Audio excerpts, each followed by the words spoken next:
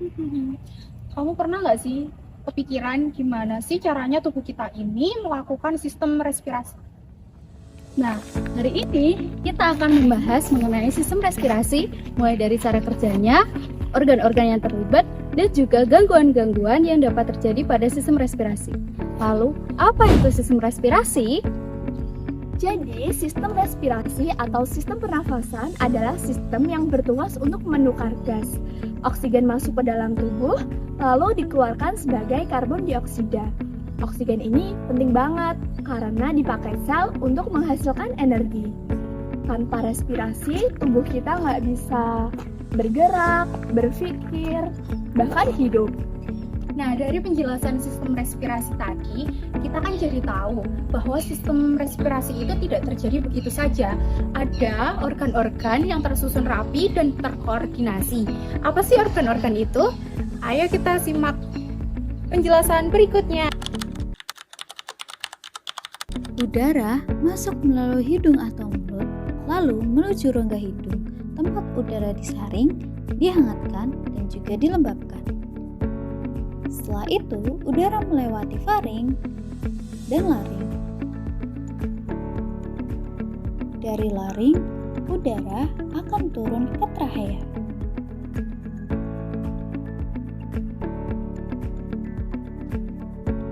Di dalam trachea terdapat silia, yaitu rambut-rambut halus yang menangkap debu dan kotoran sebelum dikeluarkan lewat batuk. Trachea juga diperkuat dengan cincin tulang rawan berbentuk C agar tetap terbuka.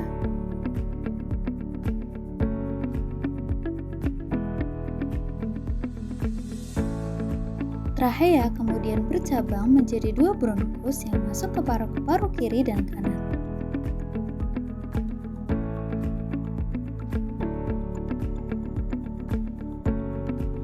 Di dalam paru-paru, bronkus terus bercabang-cabang lagi yang akhirnya menjadi bronkiolus.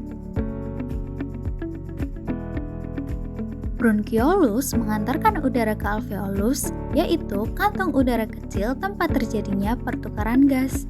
Setelah mengetahui gimana keren dan terkoordinasinya sistem respirasi di dalam tubuh kita, ternyata sistem respirasi juga bisa mengalami gangguan loh. Yuk kita bahas.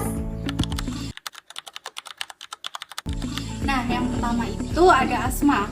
Asma merupakan penyakit yang disebabkan karena penyempitan saluran nafas sehingga udara susah masuk dan dada terasa berat kayak dikejar deadline, tapi kita nggak bisa nafas.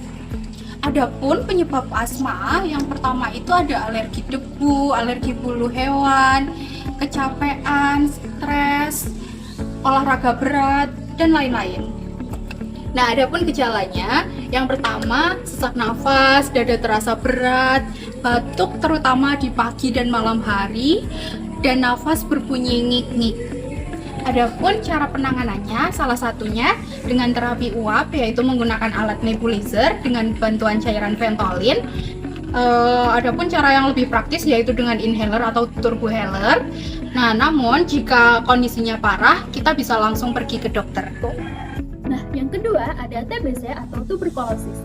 Jadi, TBC adalah penyakit yang disebabkan oleh bakteri Mycobacterium tuberculosis yang menyerang paru-paru. Nah, penyakit ini itu bisa menular melalui droplet saat penderita batuk maupun bersin.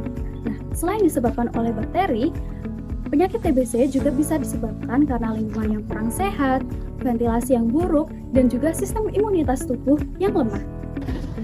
Gejalanya pada penderita TBC adalah batuk berkepanjangan, batuk berdarah, demam, berat badan yang turun, dan juga badan yang lemas. Nah, penanganannya adalah TBC itu bisa disembuhkan dengan cara minum obat anti tuberkulosis secara rutin selama 6 bulan. Dan juga penderita harus bisa menjaga pola hidup yang sehat. Selanjutnya yang ketiga ada pneumonia. Pneumonia merupakan infeksi yang terjadi di alveolus atau kantong udara yang ada di paru-paru. Ketika alveolus meradang dan terisi cairan atau nanah, sistem respirasi atau pertukaran gas menjadi terganggu. Adapun faktor penyebab pneumonia diantaranya infeksi bakteri, virus maupun jamur. Faktor resiko lain dapat disebabkan oleh asap rokok, polusi udara, dan juga sistem kekebalan tubuh yang lemah. Untuk penanganannya sendiri, pneumonia ringan bisa dipulihkan dengan istirahat yang cukup dan juga resep obat dari dokter. Sedangkan pneumonia yang berat membutuhkan perawatan yang lebih intensif di rumah sakit. Jadi, sistem respirasi itu bekerja secara terus-menerus tanpa kita sadari. Tapi, ia juga rentan mengalami gangguan. Nah, dengan kita mengetahui gangguan penyakit seperti asma, TBC, dan juga pneumonia, kita bisa lebih waspada dan menjaga kesehatan paru-paru kita. Kebersihan udara memang penting, tapi menjaga kebiasaan sehat gak kalah penting. Yuk jaga kesehatan pernafasan mulai dari diri sendiri.